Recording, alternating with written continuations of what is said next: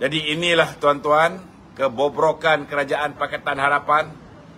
Inilah detik-detik yang menyebabkan rule of law yang kita dambakan akhirnya bertukar menjadi law of the jungle.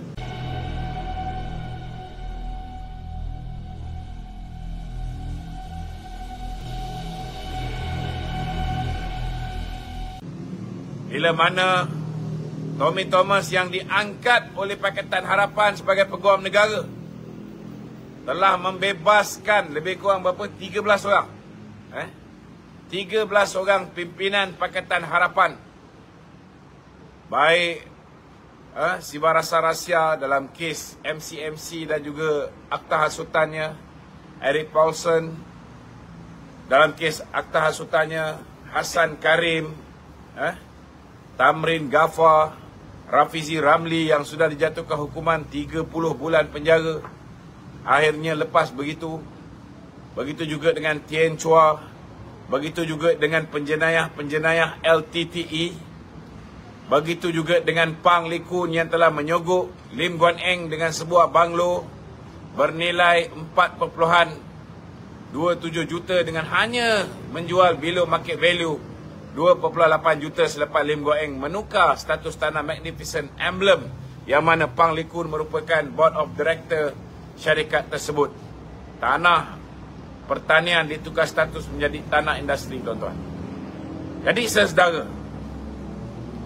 itu sebabnya saudara, kalau kita nak pastikan bahawa sistem keadilan kita, baik institusi kehakiman, begitu juga dengan Jabatan Peguam Negara, begitu juga dengan dari dalam buku ini juga dinyatakan dengan jelas lantikan ketua-ketua institusi asas negara, ketua hakim negara, ketua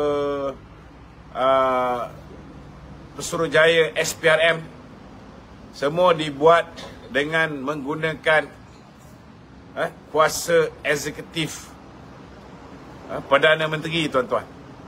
Dan inilah menyebabkan negara kita saudara berlakunya kacau bilau. Dan ini juga menyebabkan 18 orang pemimpin-pemimpin UMNO telah pun dianiaya oleh Kerajaan Pakatan Harapan.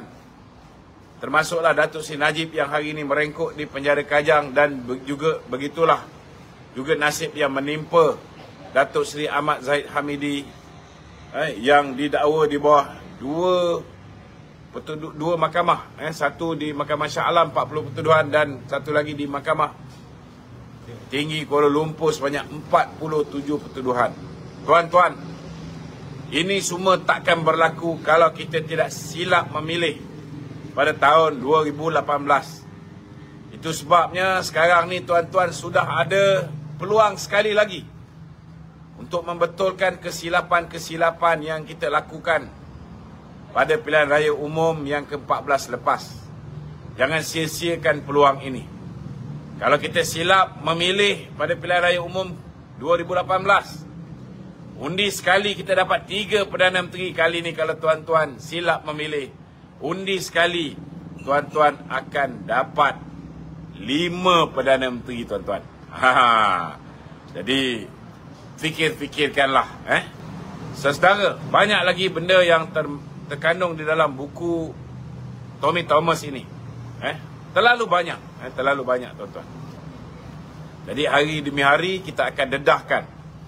Cuma saya minta supaya Yang Amat Berhormat Perdana Menteri yang hari ini menjadi caretaker government, beliau harus segera declassified ataupun mengyah OSA kan. Kalau hari ini laporan pasukan petugas khas diklasifikasi sebagai rahsia rasmi, maka Perdana Menteri ada kuasa hari ini, walaupun caretaker government, perlu segera declassified laporan pasukan petugas khas ini, biar rakyat seluruh Malaysia dan rakyat satu dunia tahu tentang kebobrokan Pakatan Harapan ni, tuan-tuan. Sebenarnya apa yang dituduh, apa yang diperkatakan oleh Tommy Thomas dalam buku ini boleh mendedahkan banyak kepincangan Pakatan Harapan. Kita tak perlu nak memfitnah Pakatan Harapan. Kita cuma perlu beritahu rakyat perkara sebenar. Apa yang peguam negara mereka sendiri perkatakan tentang kerajaan Pakatan Harapan, tuan-tuan. Banyak kepincangan dan insya-Allah malam ni kita akan kupas dengan lebih mendalam lagi insya-Allah. Tanpa melengahkan masa, silakan. Stop ni diorang Ya. tetap suruh tunjuk gambar muka depan buku tu. Ini ya tuan-tuan Diorang boleh beli buku ni tuan-tuan boleh belilah. Tapi kalau nak beli buku ni tuan-tuan membantu Tommy Thomas. Masyarakat antarabangsa tuan-tuan tak beli buku ni. Ini untuk makluman tuan-tuan. Jualan di peringkat antarabangsa sangat rendah. Yang banyak beli ni saudara, orang-orang di dalam negara. Itu pun banyak nak tahu pendedahan yang dilakukan oleh Tommy Thomas ni. Okey. Silakan. Okey tu. Semasa pelantikan Tunku Maimon sebagai Ketua Negara, kenapa Jack tak ambil tindakan? Sebenarnya orang yang patut ambil tindakan ialah peguam negara. Baru-baru ni telah didedahkan bagaimana Jabatan Peguam Negara menasihatkan, mengesyorkan supaya laporan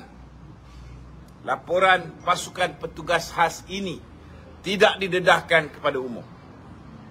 Agak-agak tuan-tuan, kenapa Jabatan Peguam Negara tak nak benda ni diketahui umum? Kerana kalau ianya dibaca, saudara, pertama sekali orang akan tahu betapa bodohnya bekas Peguam Negara lantikan Pakatan Harapan ni. Junior lawyers pun tahu apa yang dia boleh cakap dalam buku, dia boleh tulis, dan apa yang dia tak sepatutnya tulis. Bila dia tulis semua benda, dia mendedahkan perbualan dia dengan Perdana Menteri, perbualan dia dengan Agung. Dia mendedahkan campur tangan politik, campur tangan pihak eksekutif dalam pelantikan hakim tidak melalui Jack. Dia mendedahkan tentang perbualan dia dengan lembaga pengampunan diraja, baik di peringkat persekutuan maupun di peringkat negeri. Dia mendedahkan banyak benda. Persoalan dia, jika orang tahu tentang apa yang didedahkan oleh Tommy Thomas dan di bawah seksyen apa Tommy Thomas boleh didakwa di mahkamah, akhirnya orang akan letakkan beban kesalahan kepada Tan Sri Idrus. Kenapa saya kata Tan Sri Idrus yang sepatutnya dipertanggungjawabkan? Kerana sepatutnya tuan-tuan, bila buku ini dikeluarkan, buku ini menghina institusi kehakiman, buku ini Tommy Thomas boleh didakwa di bawah akta hasutan, buku ini menunjukkan Tommy Thomas menyalahgunakan kuasa. Sebagai peguam negara, perkara pertama yang perlu dibuat oleh Idrus Harun, beliau sepatutnya mengambil court injunction untuk menghentikan pengedaran buku ini. Haramkan buku ini dulu, ataupun dapatkan court injunction setidak-tidaknya secara ex parte. Maka penyebaran buku ini tidak akan berleluasa. Tetapi ada tak Idrus Harun buat? Tak ada. Sebab rakan sepasukan dia, Tommy Thomas lantikan Mahathir, dan Idrus Harun lantikan Muhyiddin. Abang adik je lebih kurang. Jelas. Itu sebab Jabatan Peguam Negara mengesyorkan supaya kerajaan tidak mendedahkan. Itu sebabnya kita minta Yang Amat Berhormat Perdana Menteri memandangkan Tan Sri Idrus Harun pun tak nak dengar cakap dia. Maka kita minta Yang Amat Berhormat Perdana Menteri declassified dokumen ini supaya kita boleh dedahkan kepincangan Kerajaan Pakatan Harapan yang didedahkan oleh Tommy Thomas, yang mana Mahathir sendiri mengatakan beliau menyesal melantik Tommy Thomas. Dah dilondehkan dek Tommy Thomas baru nak menyesal. Padahal dia orang ni berpakat untuk mengenakan Najib daripada sebelum ada kuasa untuk memerintah. Sebelum PRU lagi.